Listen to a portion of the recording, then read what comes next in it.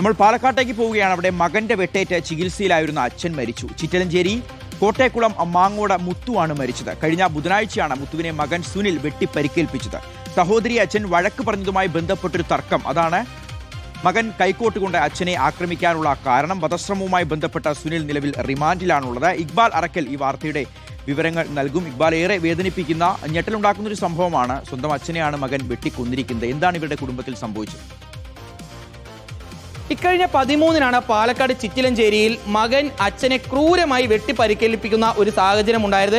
ചിറ്റിലഞ്ചേരി മാങ്ങോട് സ്വദേശിയായിട്ടുള്ള 75 വയസ്സുകാരൻ മുത്തുവിനെയാണ് മകൻ സുനിൽ ക്രൂരമായി ആക്രമിച്ചത്. തൻ്റെ സഹോദരിയെ അച്ഛൻ വഴക്ക് പറഞ്ഞതിൻ്റെ ഒരു വൈരാഗ്യം സുനിലിനുണ്ടായിരുന്നു. ആ വൈരാഗ്യത്തിലാണ് സുനിൽ വീട്ടിലുണ്ടായിരുന്ന ഒരു കൈക്കോട്ട് അല്ലെങ്കിൽ ഒരു മൺവെട്ടി കൊണ്ട് അച്ഛൻ മുത്തുവിനെ ക്രൂരമായി ആക്രമിക്കുന്നത്.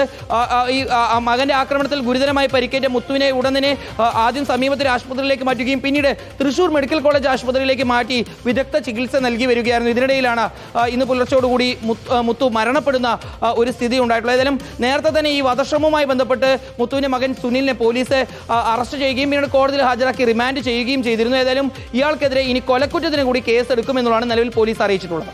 ശരി, ഇക്ബാൽ അറക്കലാണ് പാലക്കാട്ട് നിന്ന് ഈ വാർത്തയുടെ വിവരങ്ങൾ നൽകിയത്.